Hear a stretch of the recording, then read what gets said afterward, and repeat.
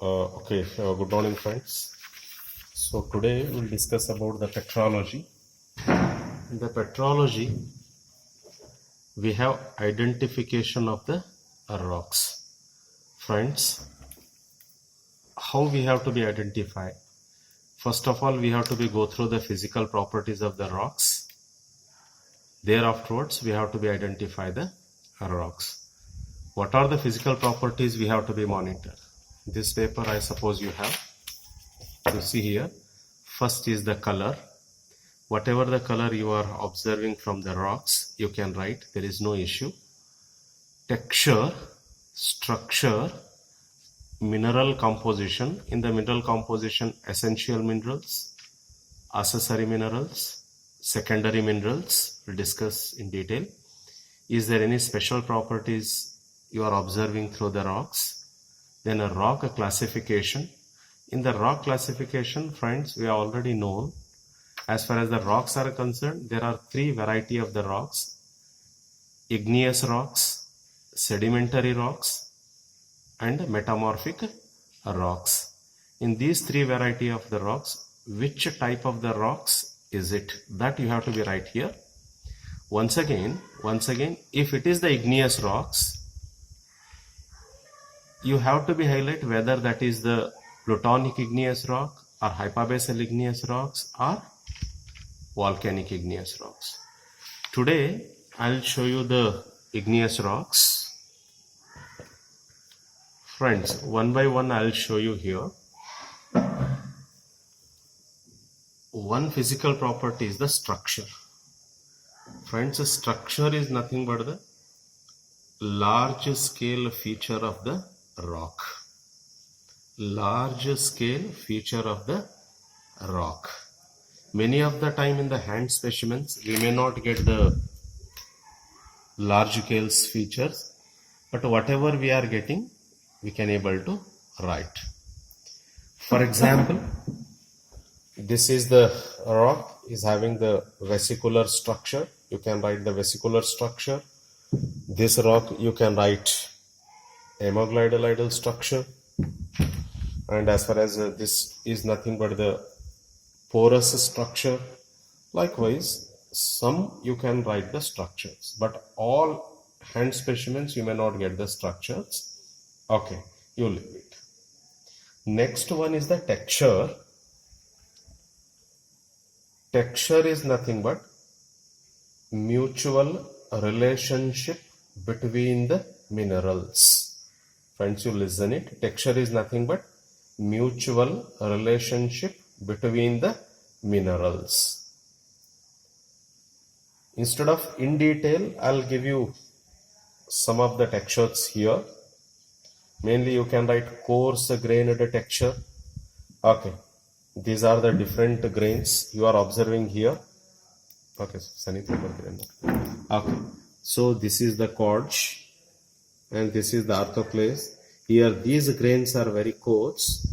If I can able to differentiate these grains without the help of any lens, then you can say this is the coarse grained. If I say this is the coarse grained, then you can say this is nothing but the medium grained if you want. Now if you can say this is the medium grained, okay, this is nothing but the fine grained, okay. And here is also the compact or fine grained.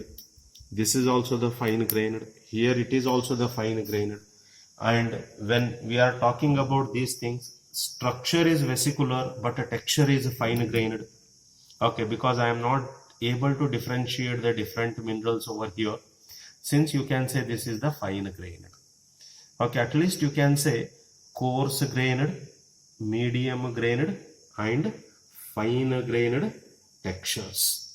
Friends, apart from that, some peculiar textures I will show you. Here, if you observe this specimen, one more texture is nothing but the porphyritic texture. Porphyritic texture means some bigger grains. Okay, these bigger grains are nothing but the phenocrysts.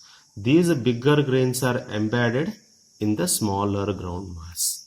In this specimen, okay, I'll get this is the one bigger grain, and if you see in this corner one more, okay, bigger grain you are getting here in this corner. This is the one bigger grain, okay, or otherwise here is the one more bigger grain. Likewise, some bigger grains, this is the one more, some bigger grains are embedded in the smaller ground mass. Okay, if it is the case, this is nothing but the porphyritic texture. Here some pink grain, bigger grains are embedded with the smaller ground mass. It is also called as a porphyritic texture. And here this is also a porphyritic texture. Okay, and apart from that, if you want, you can see here is also a peculiar structure.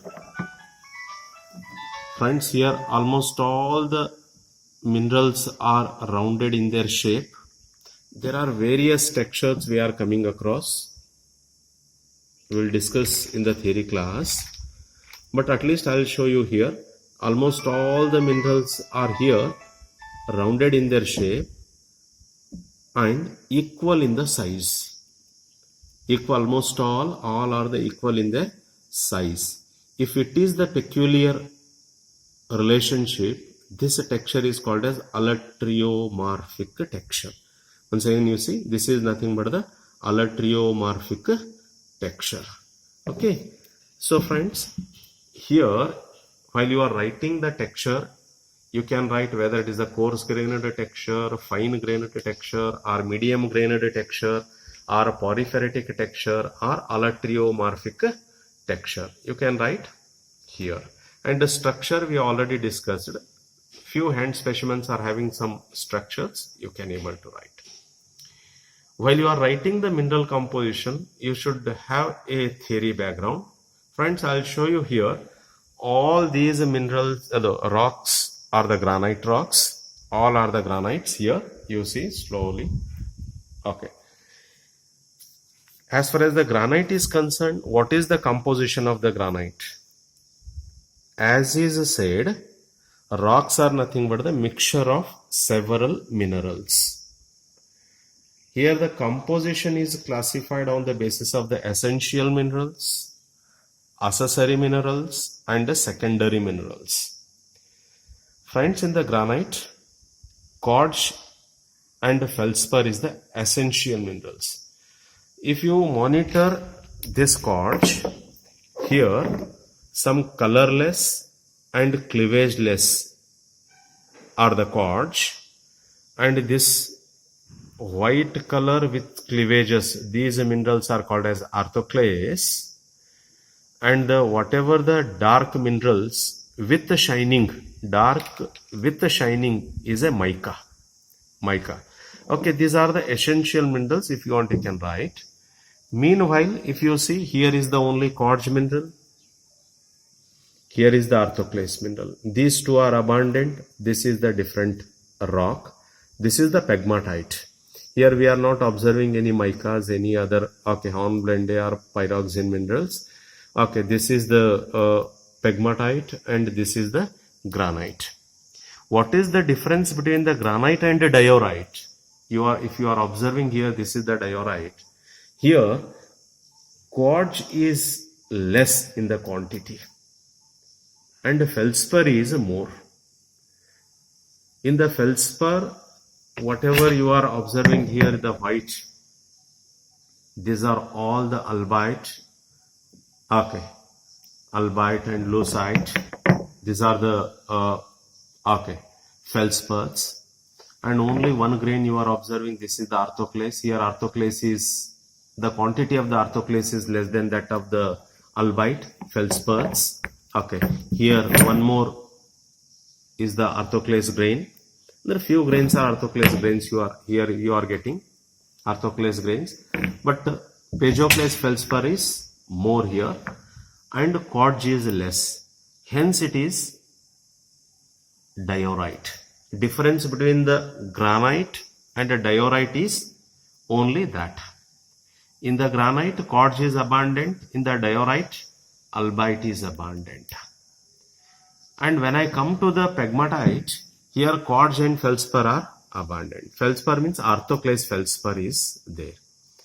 Friends, when I come to the syenite, here you see in the syenite quartz is less, but okay, feldspar is, orthoclase feldspar is abundant here. Okay. You see, whatever the black spots you are observing here, these are the mica.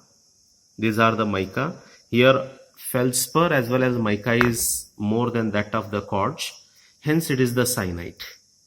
Okay, this is the gray color. Okay, gray syenite. And here it is the porphyritic texture, it is also a syenite. The difference between the syenite and diorite, please do see, this is the diorite.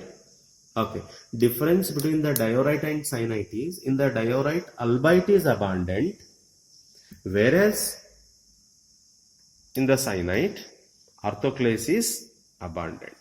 Okay, just you observe the meticulously, friends. This is the difference. Whereas in the fine grained textures, I am not supposed to show you the specimens, it is difficult. Okay, go through the book and try to get it, the data. And this is also the syenite. Here the black minerals with a shining is called as the mica. Without a shining is the amphibole minerals. Friends. So in a brief, just you have to be observed. And another observation is, okay, now some of the minerals. Friend, this is the basalt.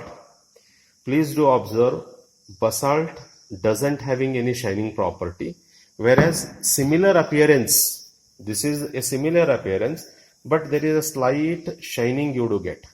This is also a dark specimen, that is also a dark, but if you do get a slight shining, it is nothing but the dolerite. Difference between the basalt and the dolerite is only the shining. Please do keep in your mind. And these are all the basalt pieces.